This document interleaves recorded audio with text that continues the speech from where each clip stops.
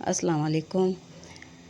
گلدستہ حکمت چینل پر ایک اور سبق آموز کہانی لے کر حاضر ہیں۔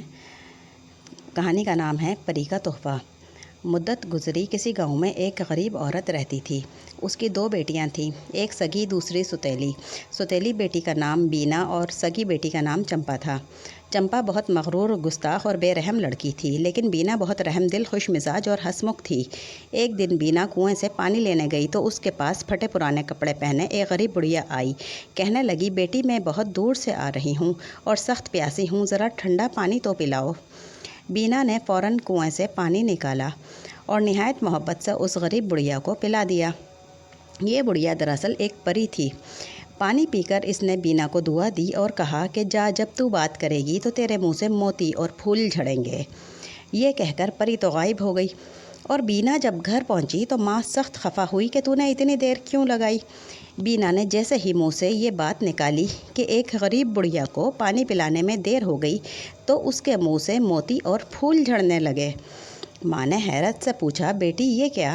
تیرے منہ سے موتی اور پھول جھڑ رہے ہیں؟ بینا نے ماں کو سارا واقعہ سنایا۔ اس پر ماں نے فوراً ایک گھڑا دے کر چمپا کو بھی اس بڑھیا کی تلاش میں بھیج دیا تاکہ وہ بھی بینا کی طرح ہو جائے۔ ادھر جیسے ہی چمپا کنویں پر پہنچی تو ایک حسین عورت جو شکل و صورت اور لباس سے شہزادی معلوم ہوتی تھی آئی اور چمپا سے پانی مانگا۔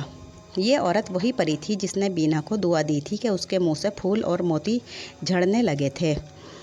مغرور چمپا پانی پلانے کے بجائے کہنے لگی، شہزادی صاحبہ، میں کوئی آپ کی لونڈی ہوں جو آپ کو پانی پلاؤں؟ آپ کو بھی خدا نے 2 ہاتھ دیے ہیں، کنویں سے پانی نکالو اور پی لو۔ پری ناراض ہو کر بولی، جا، جب تو بولے تو تیرے منہ سے سانپ بچھو گریں۔ چمپا گھر پہنچی تو ماں نے گلے لگا کر پوچھا، بیٹی تو نے اتنی دیر کہاں لگا دی؟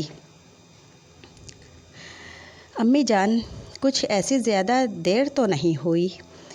چمپا نے کہا، لیکن ان الفاظ کا منہ سے نکلنا تھا کہ منہ سے سانپ بچھو جھڑنے لگے، اور ماں سر پیٹ کر رہ گئی۔